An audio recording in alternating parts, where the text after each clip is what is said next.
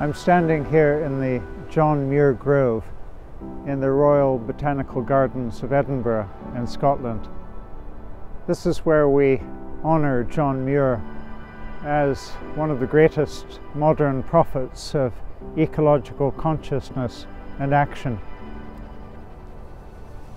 In Scotland, of course, we claim John Muir as ours. He was born just down the coast from Edinburgh in Dunbar, but we're very happy to share him with the world, and indeed with America, where he spent most of his life.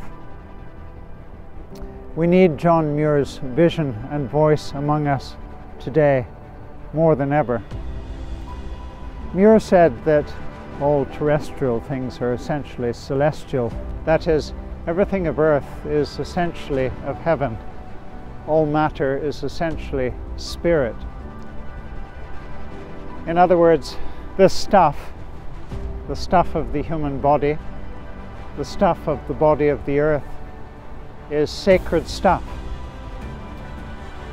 Where did Muir get this vision? This way of seeing, did it just come out of the blue? No. Muir can be seen to stand in an ancient stream of Celtic wisdom that stretches back at least to the 2nd century in the Common Era.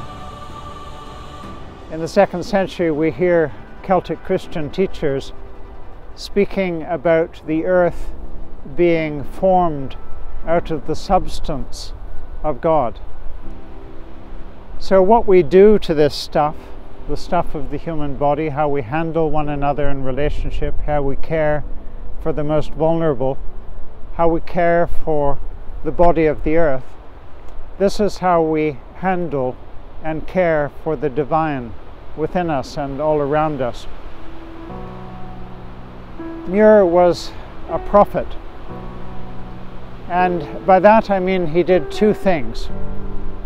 One, he was willing to and gave himself to denouncing the sacrilege of the natural world that was happening in mid-19th century America, and that laid the stage for the sort of neglect and abuse of the earth that has now led to climate change and the environmental crisis of this moment. But as well as denouncing the sacrilege of nature, Muir was committed to again and again announcing the sacredness of the natural world. And he called his readers again and again to fall in love with the earth.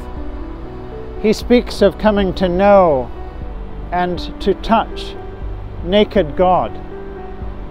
And it is this passion of love for the earth that is the strength and the sustenance and the inspiration for the holy and the urgent work of caring for the earth today.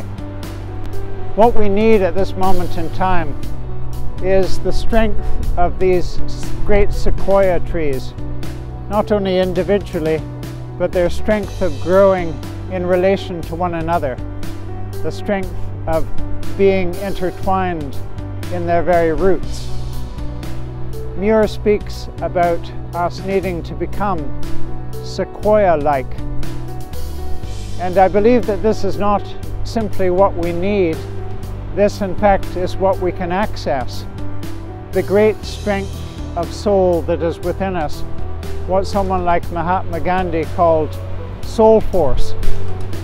The challenges of this moment in time are so great that my prayer for us is that we may access the sequoia strength of God that is deep within us, so that we can care for the earth and that we can care for the future of our children and grandchildren and our grandchildren's children. May John Muir's voice and vision bless us in this holy work.